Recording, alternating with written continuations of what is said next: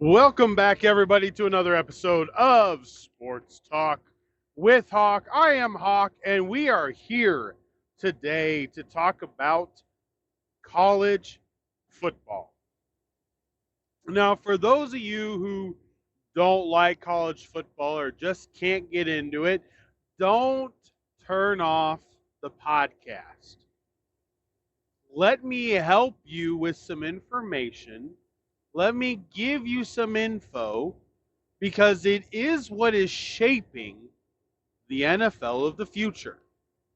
If you want to know what the NFL is going to look like in 4 years, you just got to watch college football. Remember, some of these offenses were happening in college football long before they happened in the NFL. Players changing how things are done. So today, the opening of the podcast, let's get to the coin flip. The coin flip is very simply this. Nick Saban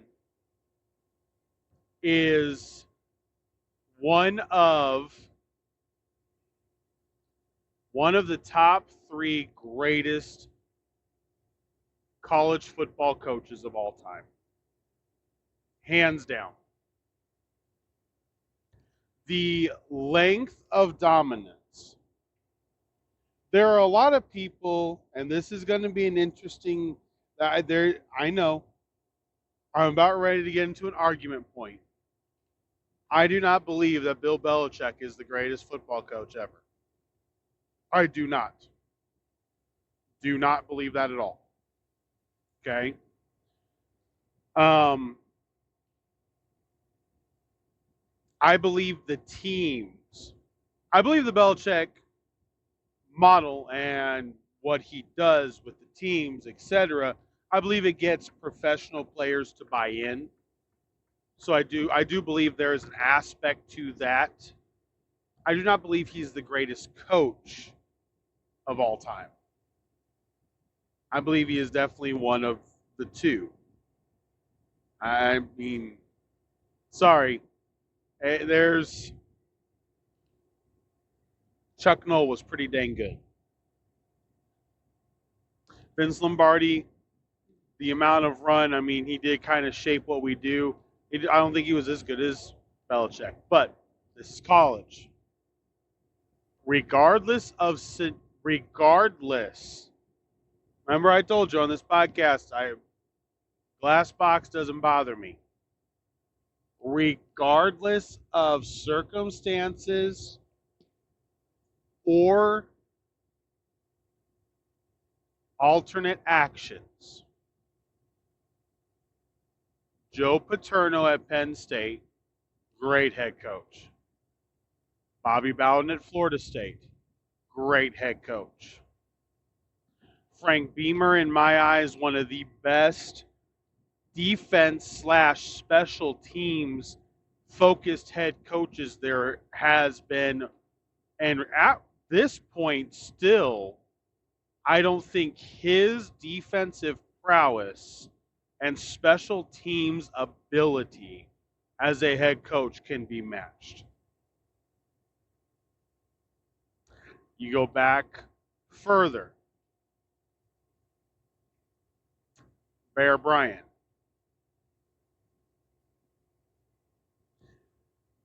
Here's the reality with this.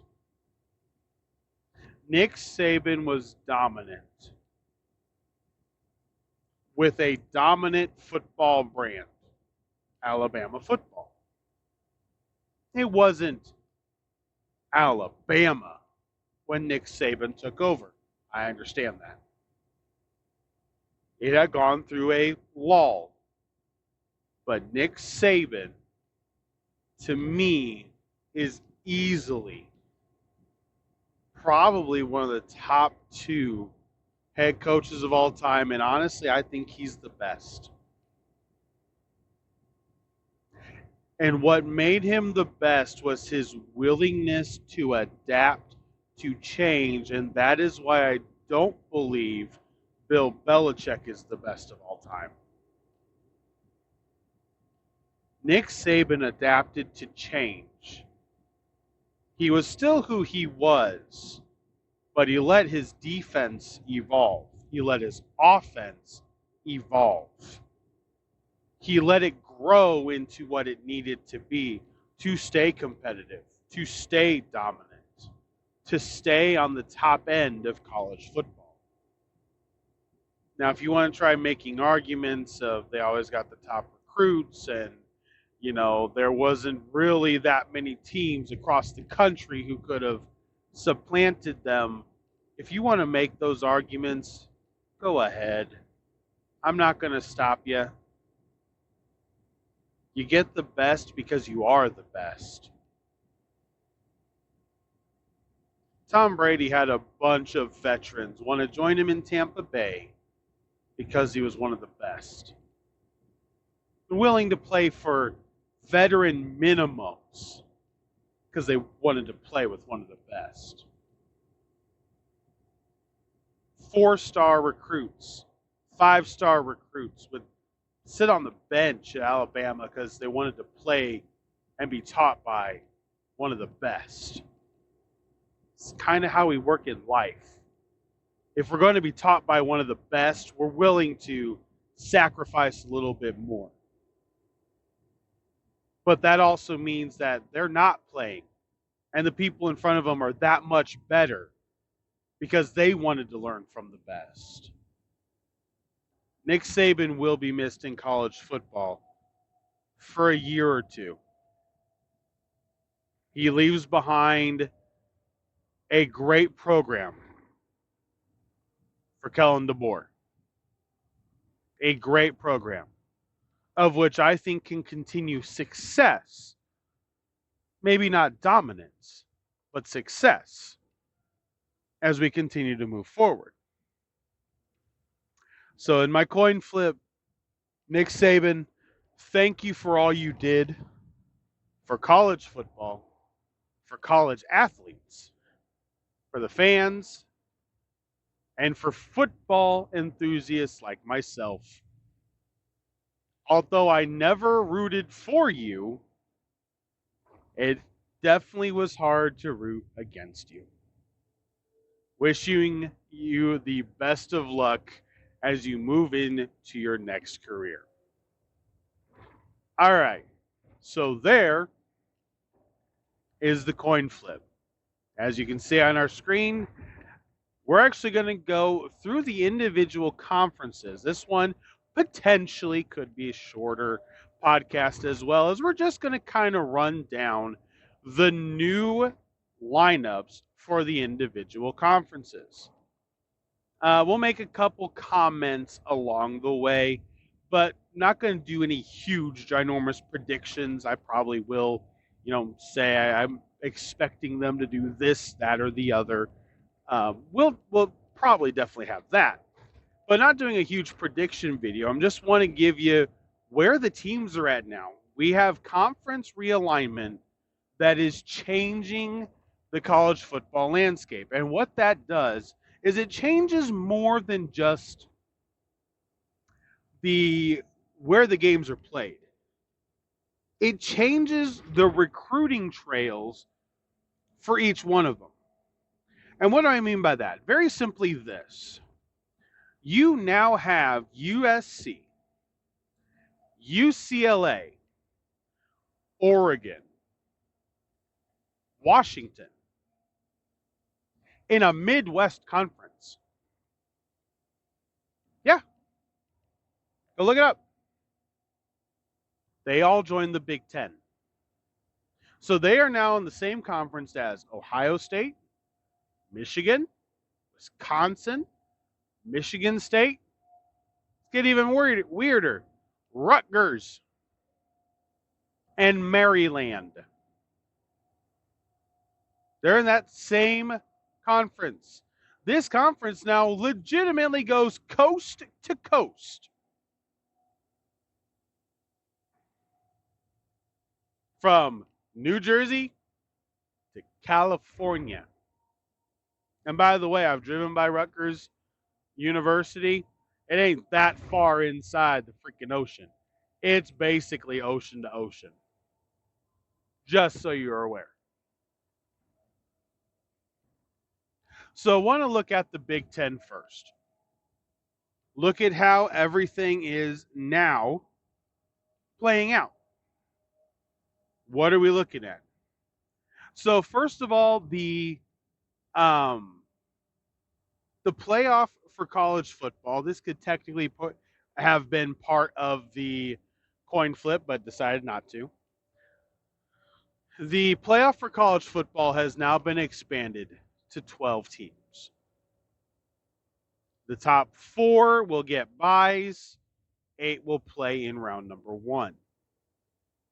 Long time coming, should have happened originally. The 4-team playoff was a joke. It never should have been 4 teams.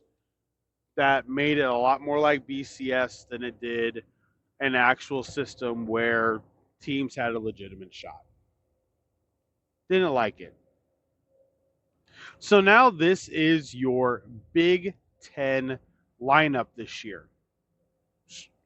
Love it. Now, yes, this will be alphabetical in case you guys, those of you who are OCD, start realizing something. Yes, this is alphabetical. So we start with Illinois. Then we have Indiana.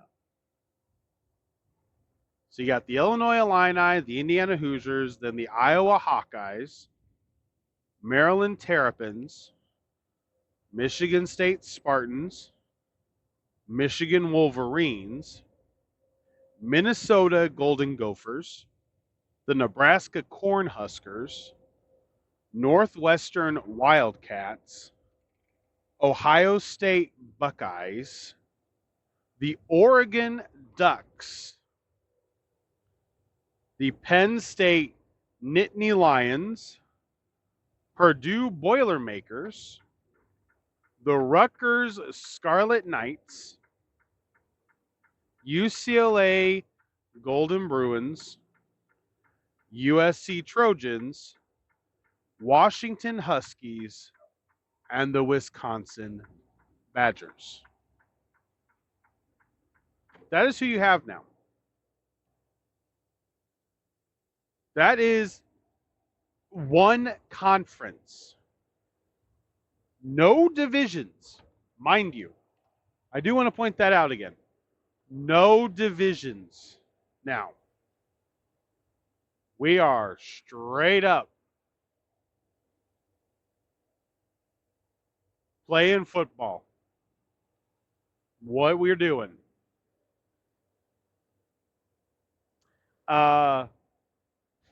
This conference is very exciting. Very exciting. I don't think we understand some of the matchups we're going to be able to witness. Some matchups that you used to have to wait for bowl games, which was because the Big Ten and at the time, Pac-10 had the Rose Bowl slots.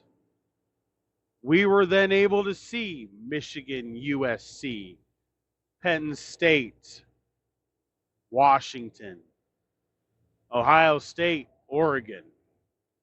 You're going to see those every year now. The conference realignment is going to truly change the football landscape from the recruiting aspect. The Big Ten goes west, really west. I remember when Nebraska joined and everybody was wondering if they were going to be able to get into Big 12 territory and recruit. Well, Nebraska's, just got to be honest here, Nebraska's kind of been a letdown. They haven't been Nebraska yet. Not once have they really been Nebraska. The Nebraska that people think of back in the early 2000s. So because of that, can we really say anything else? The other thing with this is you're going to have a lot of middle tier teams now. middle tier teams that will more benefit from schedule, who you don't have to play. There are protected rivalries. Ohio State, Michigan's protected. Indiana, Purdue, protected. Okay, Wisconsin, Minnesota, or Wisconsin, Iowa, protected. All right. You do have protected rivalries still, even with the conference the way it is. But now they're playing 9 conference games. A couple conferences had been doing that. I can't remember if the Big Ten was one of them or not. I think they were. But now it's period. I mean, it's basically, is in simpler terms, it's official. That's what they're going to do going forward. So the Big Ten looks really good. And for those of us in the Midwest, it's going to be really exciting because of the new media deal. The Big Ten's now on CBS. Now I'm going to miss, I grew up with the SEC on CBS. I'm nostalgic, fully admit it, 150%. I'm nostalgic. I'm going to miss the SEC on CBS. I looked forward every Saturday to watching an SEC football game on CBS. I did. 3:30, I knew where the SEC was. New media deal, they're switching. Everybody has different people that are streaming and casting and doing this and doing that now. Because of all that, CBS has the Big Ten. So now it's Big Ten football on CBS. It's there. Absolutely there. Ready to be watched and ready to be seen. So that is the Big Ten. Now, want to go to the Big 12 next. So remember, they lost Texas and Oklahoma. Those are the 2 teams they lost. And everybody is like, well, the conference is now going to be dead. Kind of like the Big East when Syracuse and Virginia Tech left the Big East. No, I don't think so. And here's why. They got powerhouses to come in. This is what the Big 12 looks like now. Arizona State, Arizona, BYU, Baylor, Cincinnati, Colorado, Houston, Iowa State, Kansas State, Kansas, Oklahoma State, TCU, Texas Tech, Central Florida, Utah, West Virginia. Now, I know for some of you, a lot of those names don't pop off when you hear them. But can I just say one thing about this group? That is competition. Those will be really good football games. Now, right now, Utah and Oklahoma State are definitely the top 2 getting picked to win the conference. Utah more. But you now have a Big 12, which, let's be honest, we always thought as the Big 12 wasn't necessarily the Big 12. It was the Texas Conference. Like, it was just the Texas and the Oklahoma teams. Well, now you got Arizona. The Big 12 went west. They went northwest. They've got Utah, Colorado, because they got BYU too. So you got Utah, BYU, Colorado up there in the northern Midwest to West. You got Arizona sitting in the West. You've got all of Texas. You got Houston, who is an iconic college football program of old history.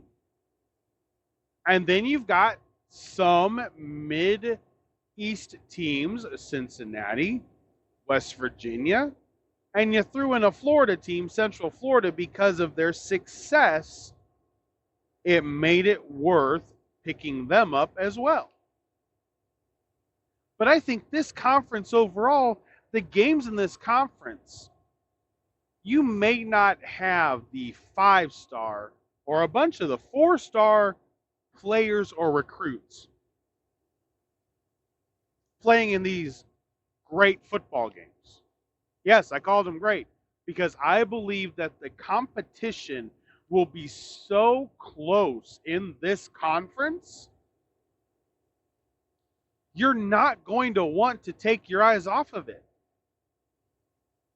These will be games that are battles to the fourth quarter. These will be games that go to overtime. This will be the conference that has potentially between the 4, and yes, I'm still including the ACC. Between those 4, the Big 10, the Big 12, the SEC, the ACC, the Big 12 could be the conference that has the smallest interconference point differential. Because the teams will be so evenly matched. It will come down to strategy. It'll come down to legit beating your man one-on-one, which is all you can ask for as a football fan. So if you're skeptical of the level of play, I'll give you that one. Not as many 5-star recruits. Good amount of 4s, but mostly 3s. But the quality of football competition you're going to see in this conference, I fully believe will be the best when it comes to the entire conference. Yeah, we expect Ohio State, Oregon, USC, Wisconsin, Penn State, Michigan to all have good battles when they play each other. But when Ohio State plays Illinois, we're kind of expecting a womp. When USC plays Northwestern, like, why even turn the TV on? I really don't think you're going to have that in the Big 12. I really don't. That's just the way that I see this conference playing out. So that's the Big 12. Heading into the third quarter, get through halftime, and halftime is simply going to be me taking a drink because my throat's dry. All right, there we go. Got some good old-fashioned root beer today. Keep the whistle wet so we can continue on. All right, here we go. The ACC. So this one is a little bit interesting. They added a couple teams as well. This one's going to, it makes sense. And let me explain why. The two teams that joined in, Stanford Cardinals and the Cal Bears, okay? It makes sense because they're also academic colleges. It does. It makes sense because they're academic colleges. The ACC brought in the academic teams that were left of the Pac-12, okay? Or Pac-10, sorry. They brought in academic teams. Why not? The ACC owns the academic bowl then. Like Harvard and Yale may be what they are, but when it comes to colleges that we all know, Duke, Wake Forest, North Carolina, Stanford, Cal. I mean, here's the reality. Boston College, Syracuse. This is the focus. Now, I do believe there are some teams that will have to eventually jettison to become part of the bigger conferences. I believe that is that, and we'll touch on that here in a second. So how do I see this conference really playing out? It's top heavy. The teams at the top are going to be all anybody talks about. I don't know how good the competition is going to be in the middle of the conference. I really don't. Right now, my best guess is this. Clemson and Florida State probably run at the top. Louisville, Miami are probably sitting right there, right behind them. I believe Virginia Tech, North Carolina, potentially North Carolina State. They've been impressive lately. But I think you're going to end up with a bunch of teams that end up 8-4. Maybe Clemson and Florida State go 11-1. But I think there's a lot of 8-4 and then lower. I think this conference is it's not turmoil. The turmoil is at the top. Florida State and Clemson, the Big Ten has said they don't want because of how disruptive they are. You stay in the ACC. The ACC is not going to get left behind. It wouldn't. Let me be very clear. It wouldn't get left behind in the Super Conference. It wouldn't get left behind. You've got Miami. Miami is in there. Virginia Tech, Florida State, Clemson. Just those four warrant it to be put in. And then you got Pittsburgh. You've got North Carolina State. You've got teams that have been good. And I know it seems like conferences like we only want the great teams. Really? The Big Ten took UCLA. They keep winning 6-7 games. It's not what it's all about. Okay? Stanford and Cal aren't big win teams. They took them academics. They strengthened the academic stronghold the ACC had in college athletics. Made perfect sense to me. Never questioned what they were doing. Never once. So really, I see this conference being won by one or two teams. Most everybody's going to be middle of the pack, 7-8 wins. You could have a couple teams that only have 2 wins. Not really sure what the future holds for this conference. I don't think it's in a tailspin. A tailspin isn't the right thing. Florida State and Clemson are causing drama that doesn't need to be caused. That's what's truly taking place right now. One of the things, you learn growing up, don't cause a problem unless there is a problem. And Florida State and Clemson are causing problems, even without there truly being one. And it's just because it's greed. They want more money. All right. The SEC. Southeastern Conference. Let's go ahead and run through this. This also, 9-game schedule. Forgot to mention that in the ACC. ACC, no more conferences. I believe they are going to a 9-game schedule as well. So this is kind of becoming across the board. That's what you're doing. So remember the 2 teams joining this year. Here's the breakdown. Let's just run it down. We got Alabama and new head coach Kalen DeBoer. Arkansas, Auburn, Florida Gators, the Bulldogs of Georgia, Kentucky Wildcats, LSU Tigers, Mississippi State. Then you got,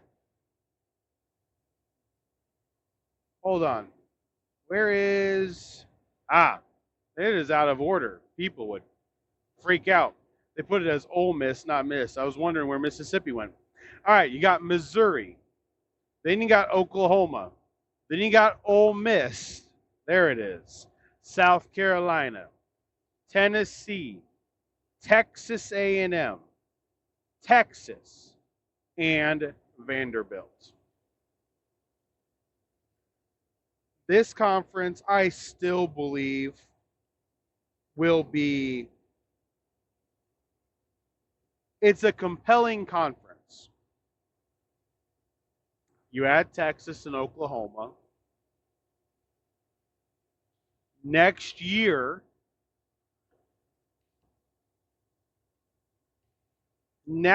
potentially, you've got Arch Manning starting for Texas in the SEC. He was not planning this. In the SEC. Which to me, it's just funny. So Arch Manning could be playing the University of Tennessee. This will be awesome. But here's the thing about this conference.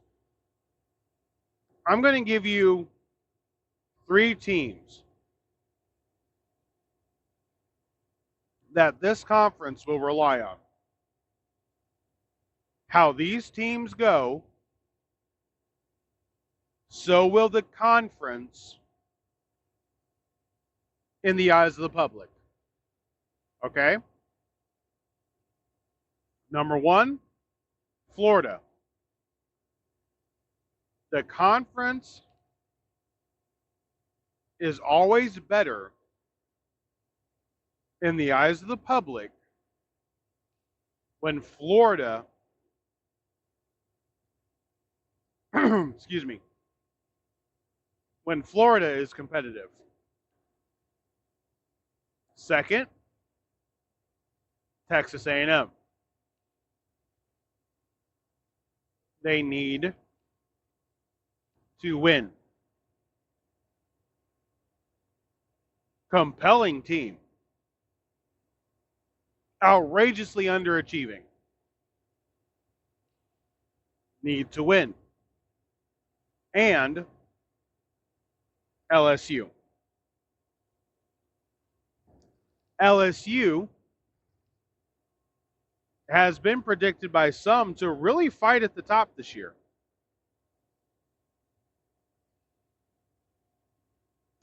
While I don't doubt that could easily be the case, they need LSU's rivalries, especially for TV.